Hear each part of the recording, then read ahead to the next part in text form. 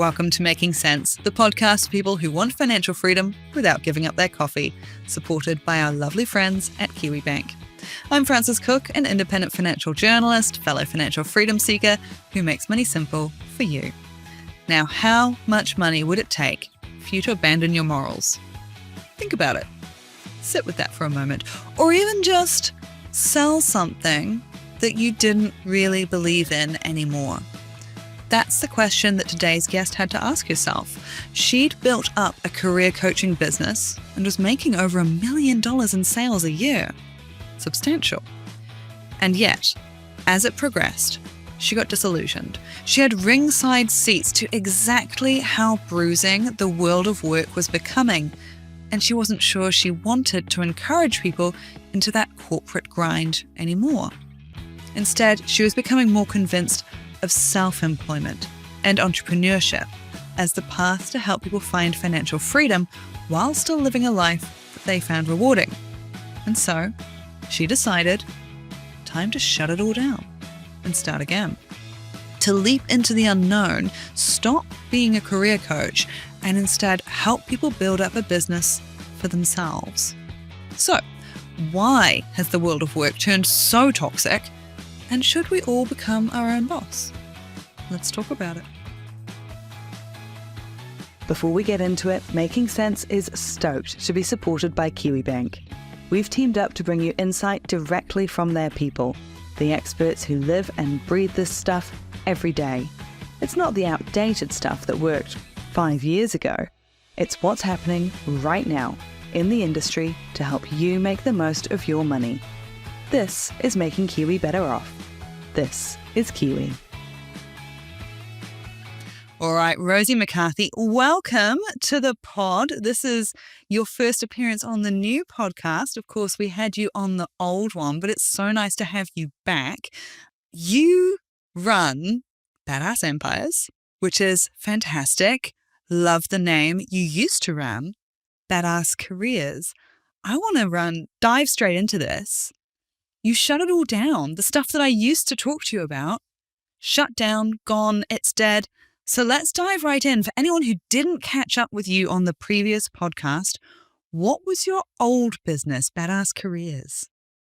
Yeah, let's talk about this. What a decision, right? What a year. So I built from the ground up a business called Badass Careers, which was an online education platform helping people to figure out what they wanted to do for work, find that career purpose, find their direction, brand themselves, all of the self-marketing, the resumes, the LinkedIn, land the job, right? Interviews, negotiation, all of those kinds of things. So obviously when we were connecting, it was often about salary negotiation, pay raise, all of those things to do with earning more money. And the whole thing has always centered around helping people get paid really, really well to do work that they love. Badass Careers, the whole focus was achieving those things within a corporate professional environment, thinking startups, government, corporates, that kind of thing. And after 6 wild, successful, challenging years full of so much growth, I decided in February to burn it to the ground. Which is wild because in some ways you'd got a lottery ticket there. I mean, I don't need to say that as if it was pure luck, but in the ways that some people might see it, you were making really good money from it, right? Yeah, absolutely. So, the first year of business did far better than I anticipated. It wasn't a shocking amount of money. It was 180K in revenue, New Zealand dollars, which was brilliant. I was able to hire my first team member. I was expecting to make 30 grand. I would have been happy if I could have sort of paid my bills and worked remotely. That was the main goal, being married to a French guy. I want to be able to go back to France with him, all those kinds of things, a few months a year. I had my reasons for wanting to work remotely. My expectations were relatively realistic, I think. And so I was blown away with how much demand there was and how successful things were feeling. In year 2, I cracked the $500,000 revenue mark. And in year 3, we exceeded $1 million in revenue. So what ended up happening is in a 4-year chunk of Badass Careers, I had made over $3 million in revenue. So it was an incredibly successful business. the cool thing about online business is that because you're not paying overheads, the rent, the electricity, you don't need a huge team, you are monetizing your knowledge and you can get started for free, right? So I'm on the silly little app called Instagram. I've got my course hosting platform, but it's not really that much more complex than that. And so the profit margins are also incredibly high. So it was one of the most life-changing experiences I could have ever imagined going through, especially as someone who grew up with significant money trauma. And from the outside looking in, I can totally see that people are sort of sitting there being like, okay, it's an absolute cash cow. Like it's working really well. I was selling a lot of self-study courses, which means that you create an online course, super valuable. For example, it might be a course on how to brand yourself. So how to write a good CV/resume, how to, overhaul your LinkedIn profile, how to write a good cover letter, how to essentially pitch yourself for a job. And just say that was selling for $400. The theory is you build it once and then you sell it over and over again. So I was, obviously having days where I could wake up in the morning and overnight I had sold 10 courses, some resume courses, some interview courses, some salary courses, some career purpose courses. And you don't have any client work to do in that business model. It's sold. And it's this model where you can make a disproportionate amount of money for the time you put in. Obviously, like longer term, like upfront is such a grind, but like it does feel like winning the lottery to almost to a dangerous extent. Like that dopamine that comes in when it's like, ting, another sale, another payment notification. It can also be damn hard to stop working on it because it feels very much like time in, money out. Like it's not always the case, but like it feels very, very addictive in some ways as well. So absolutely, I can see why that seemed like a very, very crazy decision from the outside looking in. You mentioned there about that it fed into some money trauma and also, what you're saying there about it feeling addictive. And I can certainly, I think there's levels to that for a lot of people. I think most of us feel uncomfortable to some point with money, whether or not it reaches like money trauma levels. But also, we've all had that experience of, especially in the online world, of trying to get those easy hits of the dopamine. And so if you're getting these dopamine hits of attention and success, and there's a big money amount attached to it as well, you can so see how that would be addictive. Talk me through some of those levels of sort of the money trauma issues that you noticed coming up, and also how it felt getting mildly addicted to this business success. Did you start to feel this unhealthy attachment forming? I very much grew up on what I would say is the poverty line in New Zealand, solo mother, absent father with addiction issues, food banks, foster care programs on the school holidays, not typical comfy middle class at all. Yeah. Money was always a struggle, and it was very much ingrained in me, which was a beautiful gift from my mum, that education and working hard at school could be like a ticket to help me kind of get out. And that was incredibly transformational. But what that kind of manifests in the current day is sort of like that relentless ambition I had to like get out, to get out of that struggle, that poverty, that suffering. I mean, we all know that feeling like when you're poor, it is so hard to break that cycle because you have the shitty car and the shitty car breaks down more often, and then that's expensive, and it's like you just like can't get out. And it's like I was relentlessly ambitious. I was like, I've got to get out and I've got to create something out of my career. And I started working in human resources, hence the career coaching, and had an awesome career. But it sort of manifests in like you never really feel 100% safe. You never really feel like money isn't just money. Money is security in those kinds of brains. Money is safety. Money is like, I can breathe. I can relax. I'm going to be fine. I have a backup plan. I have a safety net. Like, I wasn't one of those people who could call my dad and get a wire transfer for $200 if I overspent at uni. The buck stopped with me. And so it's quite hard to realize, when enough is enough, right? Like to have that feeling oh, actually, I'm safe, I'm good. And so on paper, you can be now making good money, have a lot in savings, have a property, like you feel like you started the race 300 steps behind and you've been running and you've caught up, like you've made it, right? On paper. Mhm. But the feeling doesn't catch up. And so Yeah. you keep pushing and you keep pushing almost for no other reason than just that sort of like, well, what if it all turns to shit? What if I could never earn another dollar again? And it's ridiculous when you think about it, because with my skill set, I've started 3 businesses. I could go and get a corporate job. Like whatever happens, I'll be fine. But it doesn't feel like that. And Yeah. so that's kind of like a negative driver happening behind the scenes. And then I also have ADHD, and that addiction, I think, as well, of that dopamine hit. I got very attached to that in one particular year in my business, the $1 million year of my business. Mhm. The first thing I do in the morning is log in to my website every morning, like first thing, and see how many sales I had made. Yeah.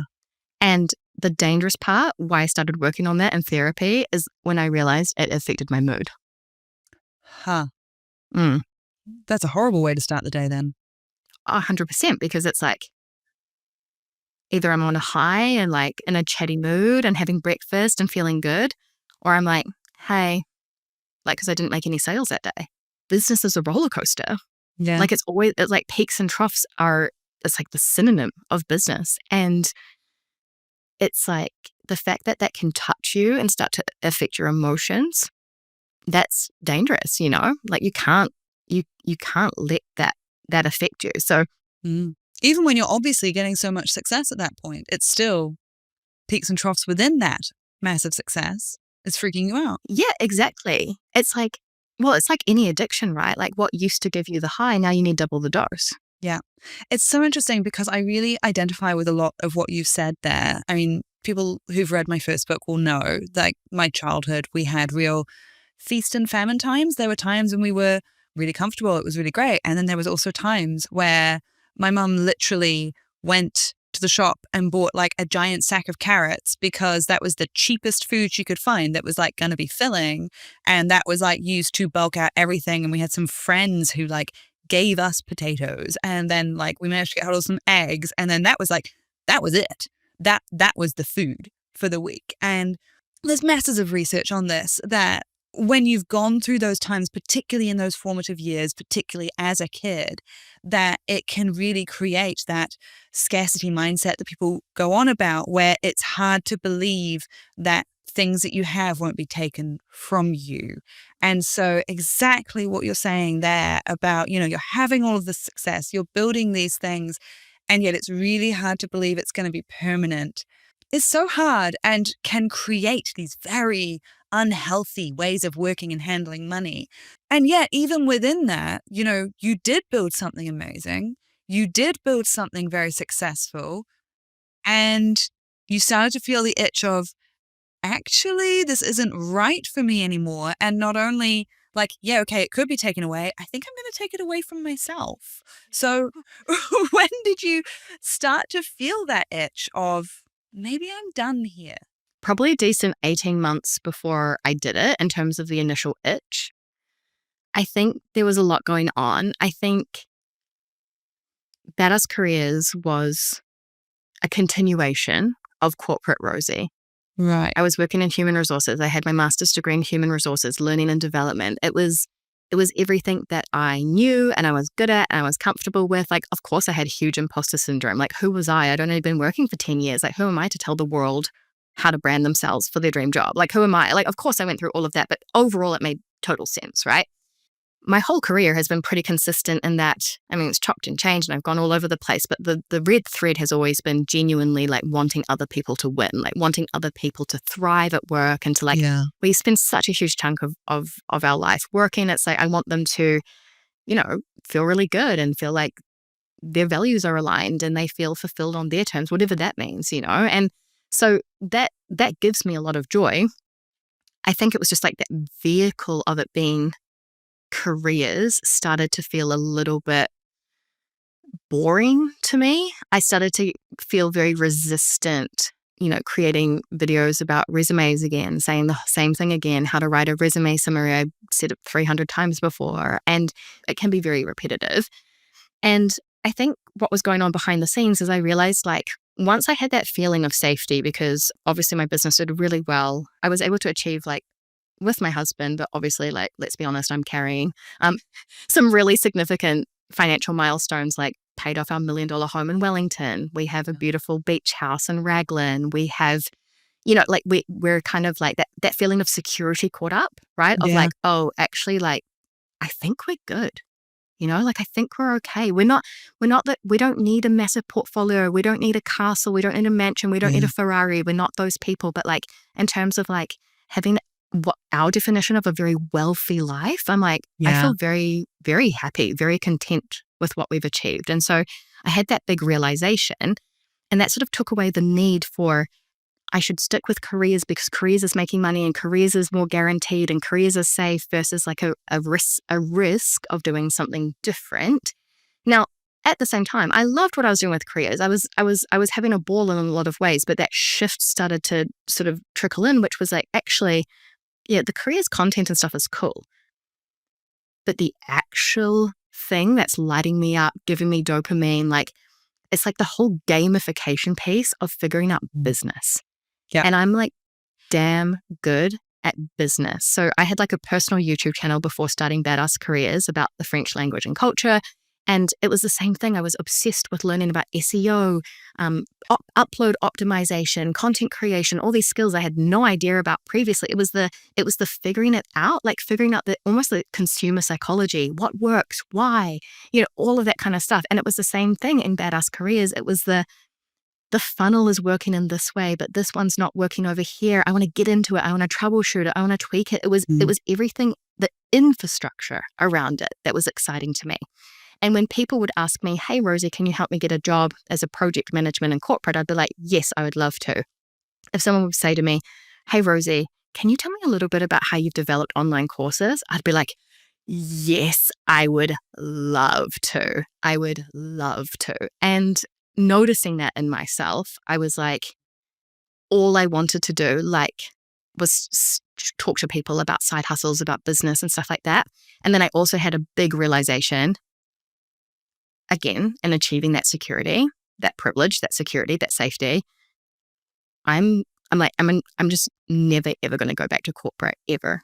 I will never be someone who works in a traditional sense, not as it's currently designed. And for many reasons, but I will never go back to being told when I have to wake up, when I have to work, when I have to join a meeting I'm not interested in, when I have to create a report that no one's going to open, when I have to do things that just don't make sense. It's oh, but we have to do it this way because X, Y, Z. And you're it's not going to work. It's not going to work. 12 months later, oh, would you look at that? Turns out. Yeah. Surprise, surprise. So who knew? Me, I knew. Yeah. And I'm actually, and yeah, as I said, New Zealand, France thing, I was I just will not go back. I will, even if Badass Careers ends today, I will find a way to keep working for myself and working in less traditional ways because it suits me, my brain, my family, everything. Yeah. And when I also had that shift, I was I'm actually not working in integrity anymore. Purpose and integrity is very important to me. Your heart wasn't in it anymore. No, it's I'm selling the dream that you can get paid really well and find your purpose in corporate. And while you absolutely can sometimes, and a lot of my clients have made incredible moves in that direction. Yeah. It takes one change. It takes one toxic manager coming in and suddenly they hate their jobs again, or or maybe they become a mum and suddenly they hate the working hours. Or maybe both. Who could say? Probably me. That might have happened to me. Who could say? Sounds familiar. Yeah, it sounds familiar. Long story short, I was you know what? My fundamental belief is that you can optimize your fulfillment in life in terms via work, your work fulfillment in terms of good money, freedom, flexible, enjoyable on your terms. I was my current conviction is that it's easiest to create that working for yourself. And once that integrity started to feel off, I was I'm done. Yeah. Yeah. What was the most you ever made in Badass Careers? Per month, per year, per year, let's say. Yeah, 1.1 million was my biggest year. Wow. Roughly how much of that would have been profit? Well, I paid myself $590,000 that year. So around about Dang, girl. 600K. Yeah. That's not bad. That's obviously hard to walk away from, particularly with, everything you've laid out. So absolute kudos to you for being like, look, I cannot, in fairness, be advocating this lifestyle for people anymore. I know people will pay me big money to do it, but I Yeah. just don't believe it. So really good on you for identifying that. I think a lot of us just don't look at those issues. If we feel them creeping up and there's such a big price tag to stay there, we just won't look at it. We won't think about it. But B, even if we do, we'll often stick with it. So good on you with that. What's a little bit frustrating about my decision, though, is I had just gotten the business to a point where I could have worked on it part-time, like 10 to 20 hours a week. And I did that like the year that I was like, it was towards the end of my pregnancy. So I was not productive. I had my baby. I took a few months off and then I sort of like ramped my hours back up. That year, I made about 650K in revenue, barely working on Badass Careers, like barely. Wow. Compared to the $1 million year. Like the $1 million year was a big year, but also big hours. Then it's like, cool, yeah, my revenue dropped, but like I had a baby, I had heaps of time off. I was like, and so that sweet spot of like time in, money out, flexibility was still my definition of like absolute wealth and success beyond what I could ever imagine.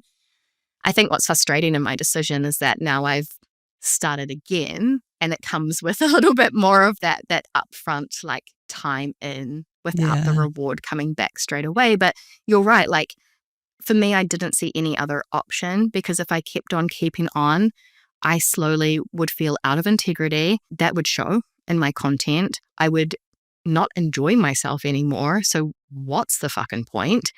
Especially if you've gotten to that point where you're like, oh, I'm actually okay financially. I've achieved amazing things.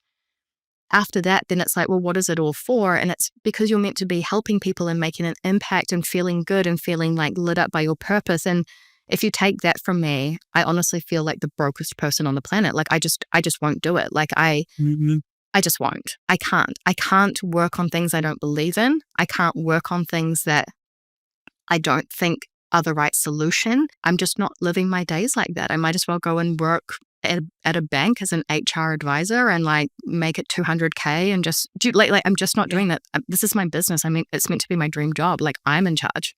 Yeah. And I think that's also one of the amazing things about once you've had a certain amount of success, particularly financial success, right? Is that it gives you a certain amount of buffer. Like you say, you'd paid off your house. I'm sure you'd built up other sort of financial safety nets as well, where once you've had a certain amount of success, it gives you that freedom. Financial freedom gives you the freedom to also really come from a place of integrity. You're not having to make these choices in order to keep a roof over your head, which is just amazing to be able to have that freedom to make those choices. I mean, you've kind of hinted at it. I'd like to dive into it just a little bit more before we move into what you're doing now, which is fantastic, because there's a lot you can do with an online business. If you have that moment where you're like, I'm done with this, you can sell it. You can have someone else run it. You can, as you say, just put fewer hours into it. Why not do those things? Why shut it down instead? Yeah, I went through the thought process. I spoke to business brokers. They gave me a number of what my business would be worth and stuff like that. And I was like, Was it a lot? It was a lot, but because it's a personal brand-based business, it sort of came with like an implementation plan. So it's sort of like, and so it's sort of like, well, yeah, if I can get like, I mean, to be fair, they take your last year's revenue. So they took my baby year revenue. But yeah, it was sort of like, just say like, cool, if you get a buyer for 1.5 mil and then like blah, blah, blah. And it's sort of like, okay, you need like a bit of an implementation plan, a bit of a handover, It's all doable. It's all possible. But I guess like a couple of things. Firstly, I honestly just couldn't be fucked. Like I was starting a new business. I have a baby. I have like, who's under one. I've just got a lot going on. And I was just like, I just saw the admin and the finance, like even just pulling together like the P&Ls and like, I was just like, oh. So I was like, okay. And also there's just something also about like, I had Badass Careers. I've launched Badass Empires because it's an evolution. It's a sister brand. It's a continuation of me. It's just so intrinsically linked to my mission. It's like, but yes, it's a business, but it's my mission. It's my movement. It's like my impact in the world. And selling that just felt really off. And I was like, who's going to take over the name? What are they going to do with it? They often were sort of speaking about behind the scenes and contracts. They often, sort of negotiate image rights so that they could keep using some of my videos for the next 6 months. And I was just like, it feels a bit ick. The other option is I could have absolutely just stayed on as sort of like that CEO of Badass Careers and hired a content team. So hired a team of like a couple of like really talented content creators. Like a lot of businesses do this. Stan Store does it really well. Like, and you get attached to like the face of the brand and the character, but behind the scenes, like it's not them who you work with. And so, I explored that as well. But given my experience over the last few years of finding like consistently high performing, engaged talent who like care about your business and your reputation and your, like all of those kinds of things. And I just saw, okay, so my life would look like what? A lot of team management, recruiting, onboarding, training, performance management, reviews, validation. And it sort of just it went down the team people route, which felt a bit hard or felt a bit undesirable for me right now. And also a bit catfishy. Yeah. That's how I would feel about it. Yeah, a bit catfish, like a bit like this cool team of Gen Z, like, like on the socials and stuff like that. And then you come into like, and then you go to the sales page and it's like, hi, I'm Rosie. You don't know who I am, but you know what I mean? Like, but like I run this shit. It's just like, everything felt a little off. And I was like, you know what? I'm going to close it down. I'll give people one last chance to buy my courses. I honestly thought my closing down sale, I was like, look, I might make 20 grand. That will be nice. I think we ended up making $130,000 in a week just closing down for my course sales, like, wow, which was a beautiful testament to the trust and the reputation that I had built over the years. The thing I heard over and over again is like, Rosie, you're the best in terms of like quality. You're the best. Nice. I trust you. I know that you've got the best knowledge. Like, and I think a lot of people that hadn't yet invested were like, fuck it, I've got to get Rosie's course. Like I have to get the Rosie version, which was really nice. And so we just said, see you later. Au revoir. Off we go. We shut it down and chapter closed, February 2025.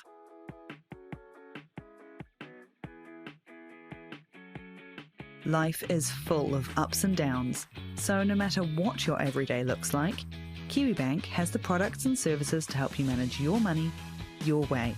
To find out more, head to kiwibank.co.nz. This is making Kiwi better off. This is KiwiBank. The thing is, though, of course, as we've been talking about a little bit, let's move into the exciting new phase that you're in, because you didn't leave the business world entirely, did you? As you've said, you had another idea. You were finding faith in the idea of being self-employed, of helping entrepreneurs. So you had a new idea for Badass Empires. Why were you still interested, A, in being in the business world at all, but B, this? I think it's because I genuinely love and firmly believe in the business model that I had created with Badass Careers. I wasn't obsessed with the topic anymore. And so Badass Empires represented a chance to go again, but with the hindsight and the lessons learned. So I got the itch about 18 months before launching it. And then I suppose in the 12 months leading up to it, given running Badass Careers, having a baby, so very much side hustle mode, very much if and when I could. But I repeated the whole process, the whole methodology, but with wisdom and hindsight. What I mean by that is I got my first beta clients for, cheap, quote unquote. I developed my methodology in the background, like my signature methodology for like designing, like often people have no idea what they want to do, but basically designing, growing, launching their business. Then I started charging my proper private coaching rates, started out at those private coaching rates. Huge turning point for me. That was fucked up, charging that amount of money. I'd never charged that amount of money for coaching before in my life. And then like 4 months later, because the demand was so relentless, I put it up again. So I started like a 6-month private coaching package with me started at 7,000 USD. So that was about like 10, 11 grand or something. And then I put it up to like 12,000 USD. That's getting to a point of like 20,000 New Zealand dollars for a coaching engagement. And people just weren't blinking an eye. And I was like, holy crap. Wow. I can only have so many private clients on the go at once, but it was always full. It was always full. It was always booked out. And so I was like, okay, I've got to, go to the sweet spot, the happy place, that basically the exact same business model as the $1 million a year over at Badass Careers, which is where you have a group coaching experience. That means that you have a community, you answer questions every day in the community, you can text and voice notes, like all that kind of stuff. It's kind of like Slack. And then on top of that, you host a call. For me, it's once every 2 weeks. You host a call and people can jump on and they're asking you their questions and they're following the curriculum in the meantime. And that for me is the absolute sweet spot, because you connected with your people, you're there for them, you're answering questions, you're supporting them. You're not just selling like a course, like that's just like a shitty, like slapped together course that doesn't have any support or accountability, that no one finishes, you're in it, but you're not so in it that it takes a lot from you. So for example, like if I spend 2 hours a week in my community and I show up for 2 90-minute calls, but I could have like 30, 40, 50, 60 people in there at any one time, and it won't really make a massive difference. If ever the calls feel full, I'll simply add another call. No drama. And so it's inherently scalable. And that is life-changing because, instead of meeting every 2 weeks for 1 hour per private client, now I meet twice a month and I can serve many, many, many different people at once. They're winning, I'm winning, everyone's feeling good. What happened with Badass Careers is that after that, because I started to get a little bit over the careers topic, I actually ended up hiring a career coach who wasn't me, obviously. It went well, but it started to feel a little bit like bait and switch, like you fall in love with Rosie and then it's like not Rosie coaching you. But again, I think this affected my purpose and my connection to my business as well, because it's like I didn't know my people. Like I didn't like, I see these payment notifications. Sandra bought the course, Fjorda bought the course, Paula bought the course, but I'm like, go you, but also like, who are you? I don't know you. Yeah. And so that detachment as well I personally didn't enjoy that. And so it was like that beautiful sweet spot of I'm still coaching. It's high value. It's an expensive experience. It's still a premium experience. And like, it's very, very easy for me to deliver. And so that's what I've been working on. And I've just kind of launched that officially. Like we did a sort of minimum viable product, like build the course launch last year. And I've just launched that for the first time again this year. And yeah, it's going really, really well. And I see the calls in my calendar and I'm so excited.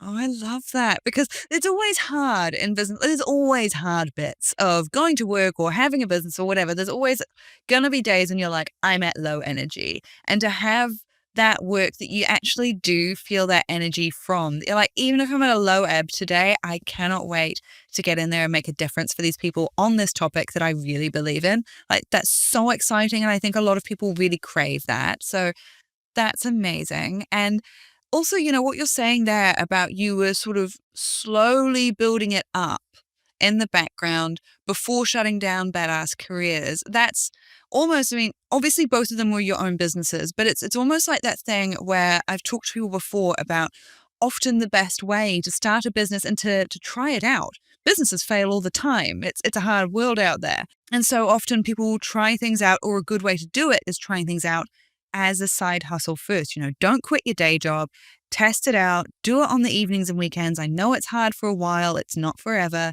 but testing it out, then launching it, or, doing slowly more and more into the business until you can do it. How important was it to you to be testing this, to make sure it was viable? How much did you need it to be successful, given the financial success you'd already had, versus, was it a financial push? Was it, I just want to make sure this is a good thing from a business point of view? Like, what were you testing and needing to happen there? So for me, I've been doing this for 6 years now, and I do know what I'm doing. I do know, why the difference between what went into in terms of strategy, in terms of volume, in terms of, priorities. I understand how to run $1 million and beyond course business. I can get into some numbers for Badass Empires if you want, but I very much understand that. And I think because I've now got the evidence and I've done it and I've seen it, and it's like, it's clear. And so I was able to see enough to be able to project, right? So I was able to see enough that I was like, cool. So if I didn't have Badass Careers and I was working on this full time and I wasn't having 15 private clients on the go, but instead able to spend way more time marketing, selling, getting the visibility I need to get more students in the door, can I project that this is going to do exactly what I think it will? And the answer was very much yes. Of course, you're always scared because you're like, is it beginner's luck? Is it just a hangover? Like some people came over from Badass Careers and once they're tapped out, then it's no one's left. Of course, your brain is going to throw all of that shit at you. But at the end of the day, the evidence that I was looking for is scrappy demand. And what I mean by that is without the fancy website, without a big community, like my private coaching at, it was 799. So it was 8,000 USD and then 12,000 USD.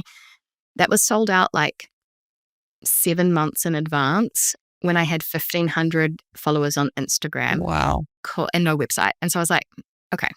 Right. Even the beta clients came mostly from Badass Careers. I think we had about a list of about 500 of them. And I was like, look, let's just email 50 at a time for my beta coaching. And I had 20 people being like, please, please, please me. And this was still 3,500 USD. It wasn't chump change, And so I actually had to tell my team whoa, don't send any, don't send I can't take any more. Don't send any more emails. And a lot of them were like, I've been waiting for this. I've just been waiting for this. I've been watching you run Badass Careers. I want to know everything. I want to know how you did it. I want to know how you create your content. I want to know, all of these different things. And so once I got that heat, I guess, and the scrappiness, I was like, cool. So I know it's just that trust in my skill set now. I know how to build a personal brand and I know how to create amazing content. And it's like, well, if I can be selling like this with 1,500 followers, what will that look like at 10,000 followers and 50,000 followers, which are all milestones I've hit twice before, first with my YouTube channel and then with my Instagram account. I know that I can build an audience. I know that I can build visibility and connection and trust and create really cool content. So it was sort of that was my tipping point where I was like, Badass Careers is definitely going to close, right? I had decided, but I didn't know when. Mm-hmm. And then I made the decision for the when I launched in September last year. I launched Empire Era, which is the group coaching program. And again, it was I had a 4-month-old baby. Usually when I launch, I do a live training event. I host workshops. I send out emails. I didn't have the time or energy to do any of that. I think I sent about 5 emails and 35 people signed up. Wow. And that was when I said to myself, Badass Careers is going to close down in January or February 2025. So it's not just the money in your bank account, because it's I didn't have enough money in the bank account to be screw Badass Careers. I never have to earn $1 again, because I also it's a lot smaller now, but I still have a mortgage on the beach house in Raglan and we like to go to France every year. And there's still stuff. I still have financial goals. I still have investment goals. I have things going on. It wasn't that I was I don't care. I do care about how much a business is able to earn, but because of my trust and my skill set and how good I am at building these businesses, I saw enough that I was like, nah, we'll be good. Yeah. Yeah. When you're talking to people who are considering taking your services now, and I think it's fantastic that you're able to charge so much for your services. It is, as you say, not chump change. That is significant. I'm sure you provide a lot of value for that. But how do you build that trust with people, that they feel like they know you, feel like they trust you, that they can say, 12,000 USD, Rosie's going to give me 12,000 USD of value for that. How do you build up that trust to be able to say, I've got a high price tag on this and I'm worth it? Yeah. I mean, it's a journey to get there. For context, when I started out, at Badass Careers, I charged $150 for me to write your resume for you, which took me a whole day. So I just want to sort of contextualize my pricing journey a little bit. There's a lot of things that you can do. Is, to build value perception, people need to believe that your solution will help them solve very specific problems and change very specific emotions.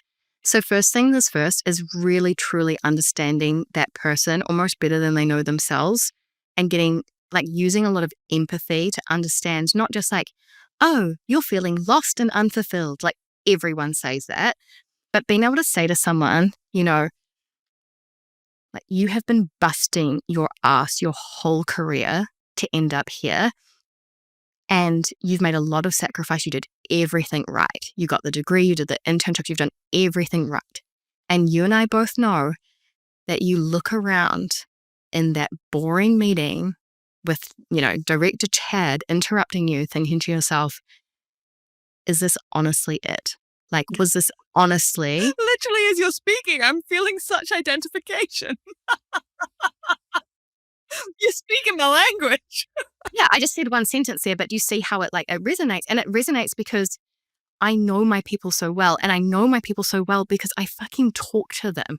And I think a lot of people want to start a social media account, put out faceless videos, sell a cute online course. Good luck. Like, AI is coming to eat you alive. Like, the best thing you can do is actually care about human beings, actually listen to them, truly understand them, so that when you use examples, just like I just did then, when you write your content, when you speak your content, when they read your website, it gets that feeling of like, how did you know? It's like you have built, like, there's actually no other option. I don't care how many business coaches are out there. Like, the only one who truly gets me is Rosie. Like, Rosie knows. And you do that by being hyper specific about helping one kind of person. And so, and I don't mean it has to be like, it's not like women 22 to 27 years old living in New York. I'm not talking about that shit. I'm talking about psychologically where they're at in their life, the moment that they're in, the voice notes they're sending to their friends. You have to know your person and their needs and their desires to that level. And then you overlay your skill set and which parts of those you can help with. And you literally custom design your offer for them, for that person. What has sort of shocked me is that I almost never get price objections. Like, when people say to me, Rosie, I'm having sales calls, 7 out of 10 people say, no, you're too expensive. I'm like, no one says that to me. No one has ever said to me, your offer is too much. They have said, I can't afford it right now, but fuck, I get it. Which is a totally different conversation. Yeah, but never have that. And I'm like, of course, I would like if it's not a financial readiness thing right now, leave it. I'm putting out my podcast and putting out my content. You come back when you're ready, 100%. But it's, people see the value in it because it feels custom designed for them, like a tailor-made suit. It's also because of my consistency. So I have been consistently incredibly generous. I have consistently over-delivered. My freebies are what people will charge for. My content is what people would put in a mini course freebie. I over-deliver. I've consistently been generous. I've never tried to play the game and been like, I'll give you this for free, but this is paid. I've been on a genuine mission to help people. That creates immense trust as well. Yeah. Because at the end of the day, free content can be. Yeah, and free content can be transformational for sure. If you have more time than money, it can be life-changing. Yeah. However, nothing can take away from your ability to hop on a call with me for 1 hour and deep dive into the behind the scenes of your business. Nothing can take that away. No Instagram post, no video, and to have mindset shifts with me and to build out a funnel with me and have me literally write your sales page with you. It can't be replaced. And I think that's the difference is if you're worried about your free versus your paid content, why isn't your service to people exceptional then? You know what I mean? If your course literally is just 5 of your Instagram posts packaged together, yeah, I'd be worried about that too. But I'm not worried about that because even if it doesn't have to be coaching, it doesn't have to be done for you services, but even just having a community where they're around like-minded people and you're at least getting back to them with like some Q&A and supporting them along the way, that's the difference. It's that human touch. And the fact of the matter is that most people know what to do. They just don't do it because they're not staying committed and accountable to themselves. And so when they pay for something, you're there with them, you're cheering them along. Honestly, the value is in them just doing what they've said that they wanted to do for the past few years. Like that's the value, full stop, let alone anything you have to say. So I think what I would say is this, it's that like, do you have a consciousness around deep empathy for your people, where they are right now, what they need, and the roadblocks that keep coming up on their journey to getting there? And can your service help take those away so that they can achieve their goals? I think what's happened in the online business space is people have stopped caring about humans and all they look at is numbers, analytics, like that kind of thing. And it's like, well, yeah, like I made $3 million in 4 years business revenue, but like that's 3,000 human beings from 48 different countries who now, have left toxic work environments or were underemployed and underpaid. Like some of my clients got $80,000 pay raises in one move. I've changed a lot of lives, And how amazing to be able to look at that. Something that triggered for me when you mentioned about, AI is coming for people who don't care about people. I mean, there's a lot changing in general, and especially the world of being employed. And I wonder if any of this factored into a decision, or at least I'd love your take on what's going on here, because when people are applying for jobs now in, the old corporate world that you used to help guide people through, there is a lot more automated filtering. At the moment, certainly people are finding it hard to get any job, quite a tough job market all around the world, including New Zealand. And also, there's often a certain ceiling on what you can earn as an employee. There is a level of middle management sitting above you. You can argue whether or not they're adding value, but they all still have to be paid as well. And so there's all of these things that factor into the world of being employed that make it hard to get a good job. And then once you're there as well, hard to still remember and feel like it's a good job and feel like you're getting the reward from it. I mean, were those factors, including how much the world of recruitment and getting your foot in the door, how much that's changing, did that factor into the decision to shut it down as well? 100%. I'm so glad that you brought that up because we haven't spoken about that yet. But so the people who work with me, right? Let's put this into context. You joined the career glow up. You're there to find your purpose, brand yourself, land the job. They have taken $3,000 out of their savings account to become the best employee that they possibly can be. They're seeking fulfillment, but their core driver is self-actualization. They want to reach their potential. So you've got people there who are desperate to contribute, to make an impact, to use their smarts, to do really cool work. Like these are your dream employees. Like these are the employees that are hungry to shake shit up, work hard, and like they're investing into their career because they love their career and they care about their career. Yeah. They get into the job market. They're getting treated like absolute shit. They're going through 6 rounds of recruitment and then getting ghosted. They are developing presentations and case studies, and they see the brand launching their ideas 9 months down the line. They are struggling. And they're trying to, like these people, I can't even tell you, Frances, honestly, like these people were like senior VPs of product innovation at Google, and they were wanting to move into, say, like, corporate social responsibility, for example. And they'd have like a recruiter sitting there being like, but like, you're a career changer, so you're going to have to take, maybe we'll take a chance on you, but like, I know you said you wanted like 250, but it's going to be more like 210. Like, and so they're going through these experiences, and some of them break through and they get into their dream job, and then they found that they've been completely oversold, and or their manager's an absolute asshole. I did have a lot of clients be like, "This is perfect. I'm so happy." Da da da. But then like 2 years later, there'll be like another budget freeze, another restructure. I haven't had a pay rise for 2 years. And while I was so stoked to be here, now I'm sort of thinking, shit, do I need to get out? Like I'm stagnating here. And that was a huge factor for me, being like, you could be the best in the world. You could be so hungry, so passionate, so talented. And the structures around you will be telling you, no, you're not allowed. You're not allowed to make more impact. You're not allowed to earn more money. You're not allowed to increase your scope. Having them like begging these people to take a chance on them, when I'm like, you companies, like it's bloody hard to find like top talent. You know, it's like you companies would be so lucky to have this person. Like you don't even know. And I think that frustrated me because I was like, all of that effort, right? Going through the career glow up, transforming their confidence and their mindset and their career vision, pulling it off, going through the job search. I was like, shit, like if you put all of that energy into building your own business, like you'd just be working in your dream job right now. Like you could. All of these people would not hold you back anymore because you're the boss. Exactly. Why are you begging for them to see your potential? Why are you begging for them to take a chance on you when like literally like you could just like this dream job you've just designed? What if you literally made that happen? And when you're thinking about that as well, like what's people's response when you say that to them?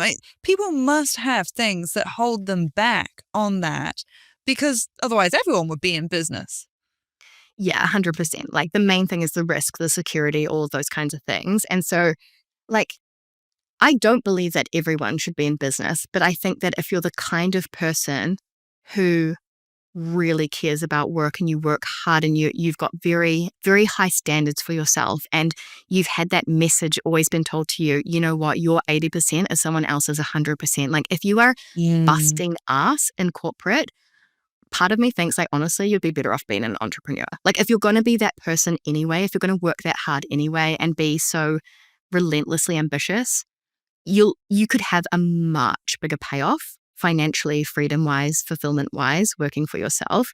And obviously the first thing is like, yes, but Rosie, I've got a mortgage. And yes, but Rosie, I've got bills 100%, which is why I always say start with a side hustle. Like definitely do it as a side hustle. You definitely don't need to like go cold turkey.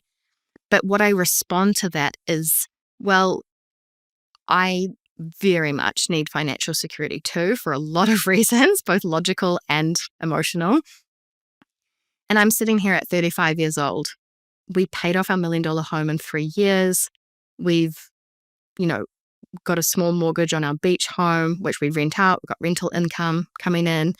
I mean, this week I was able to make an offer on a home that we're going to be moving to, and we actually don't have to sell our first home in Wellington if we don't want to. And for me, I'm like, yes, security, but it's almost like, firstly, what security when you can be restructured out any second? But like, yes, I get it, the consistency, the paycheck and that kind of thing. But because of the disproportionate amount of money you can make in a scalable business, I guess for me, it's like, yes, but I would be working my whole life in corporate to have unlocked what I've got right now already. Yep. And it's like, so who's really got more security?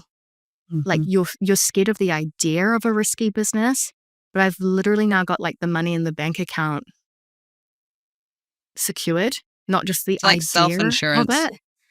Yeah. Yeah. And it's easy to sit here going into my 7th year of business and say that. Because when I was starting out, as I said, I was charging $150 for a full day of work. My goal was to make $30,000 that year. I know exactly how you feel when it's like, what, like who would listen to me? Who would pay for my knowledge? When I searched career coach on LinkedIn, there were 77,000 hits. Like it's been done before. Everyone's saying the same thing. Like, believe me, I went through it. I've been there. I'm just like 6 years ahead now with the benefit of being able to be like, holy shit, like what if it was the most financially secure thing you could do? One of my clients, like he's because of like payment plans, like recurring payment plans, when people sign up for his services and they choose to pay in parts, like he's got $7,000 USD secured every single month minimum for the next 12 months, even if he doesn't sell another thing. And of course, we're about to launch a program, but it's sort of like you can create security in business. There are ways of doing it. We're not in hospo. We don't have a 4% profit margin, right? It's like the risk is actually way lower because the profit margins are so high and the running costs are so low. It does cost you your time. It absolutely costs you your time up front, 100% to get to that point. Like the first year is an absolute grind and you're like, why am I doing this? What is it all for? But that equity you're putting in into trust, into connection, into your personal brand. And I say personal brand, not in like a gross curated way, but in like I want to do it Rosie's way because I like Rosie's style and I think her methodology is really cool. So it's like, when you're building those foundations, it's actually scary how many options you have and how much potential it has. Like, if anything, that's the biggest issue that I work with constantly in my own mind at the moment is like, how far do I take this? What might that look like? What is my sweet spot? Because this potential, it's like, cool. Like I could make this a $10 million, business per year. I know how to do it. Do I want to? Who would I hire? It's almost like, it's actually like the potential of it is actually kind of crazy. And the hardest thing will be not losing yourself, right? Like not losing your values and your identity. Because if you would rather work 20 hours a week and be sitting pretty at 300 grand a year, you should absolutely do that. If you want to have a team of 25 and be making 10 million a year, that's an option. I don't want that. No, managing people is terrible to me.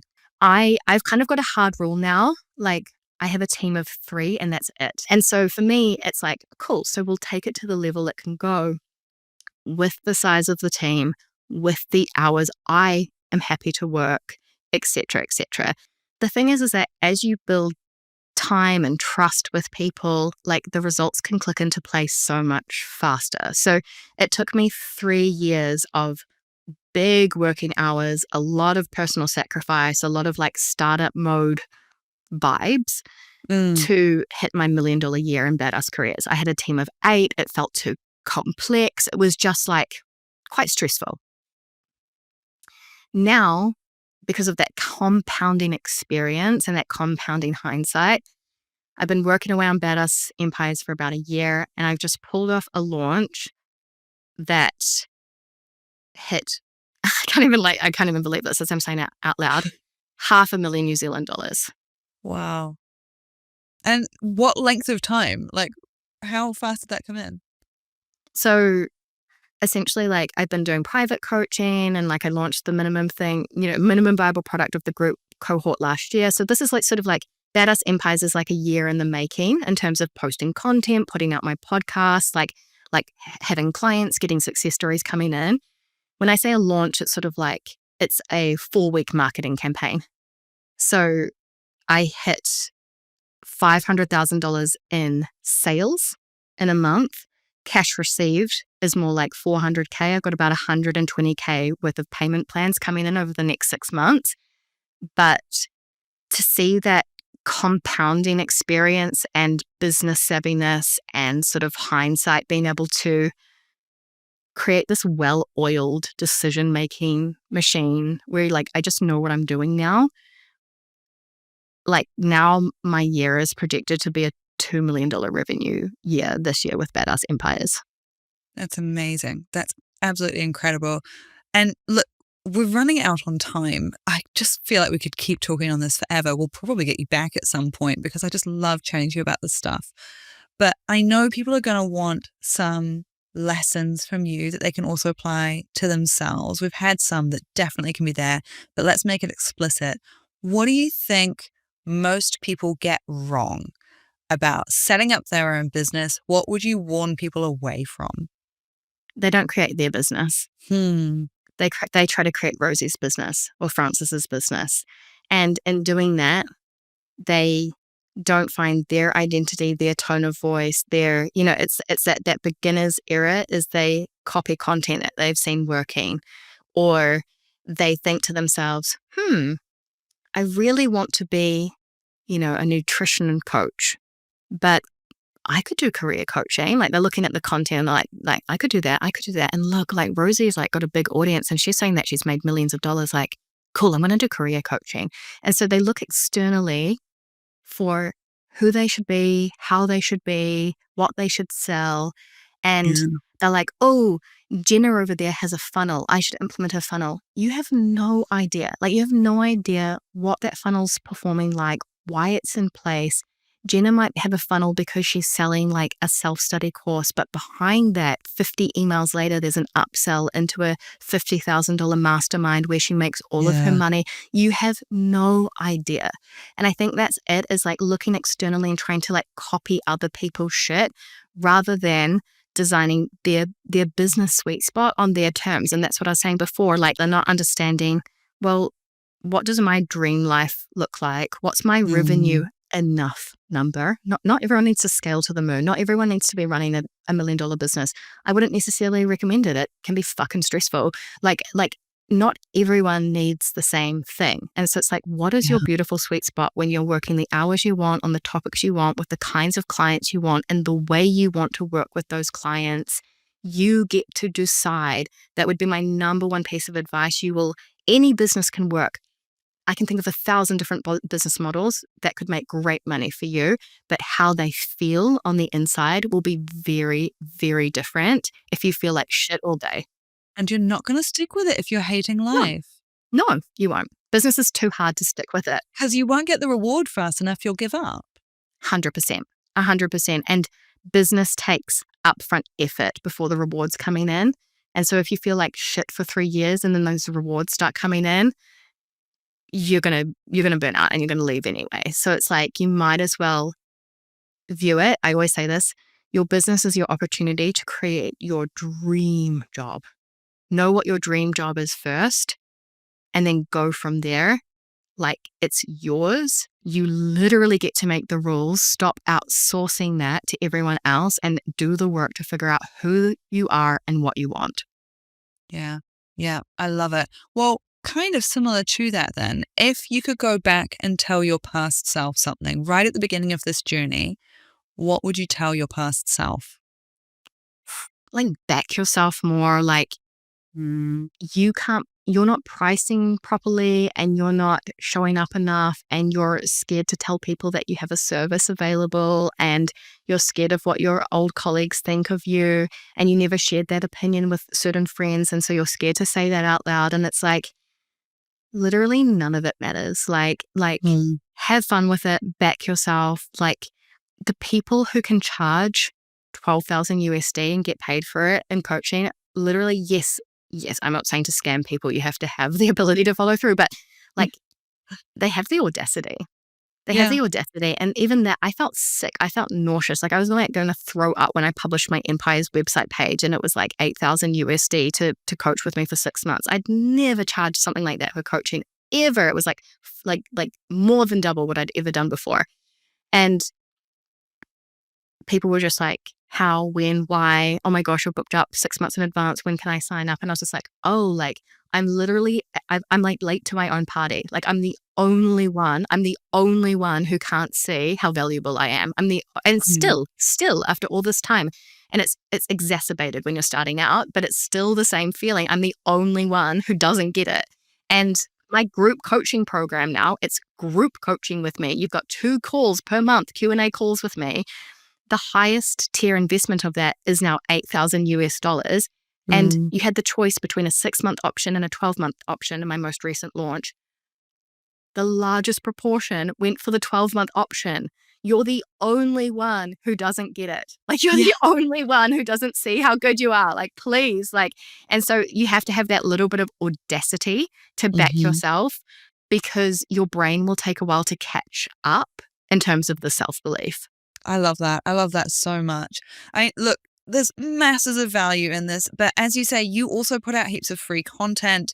You're all over the internet, still just in different places. So if people want to hear more from you, pick up more of these gems, where do they find you? So I'm at badassempires_ on Instagram. And I also have a podcast just called the Badass Empires Podcast, where you can catch Frances on an episode very, very soon. If you're listening to this one, come over to my podcast and listen to my interview with her as well. Those are the main places to find me for now. watch this space. That's fantastic. And I listen to your podcast all the time. I have had so many gems from it myself. So a genuine recommendation there to have a little hoon on Rosie's podcast. Thank you so much, Rosie McCarthy, Badass Empires, formerly Badass Careers. But I'm loving this new phase for you. I think it's just so brilliant. Now, if you want to know more about this, anything else to do with money, making money, earning money, investing money, send me those questions, because I love to make sure that this podcast is giving you what you need. So you can send me those questions. I'm pretty much everywhere online at Frances Cook NZ, Instagram, Facebook, TikTok. But most importantly, make sure you stay subscribed to the Making Sense podcast, because that is where we deep dive this and get those questions answered for you. Until next time, have a great day.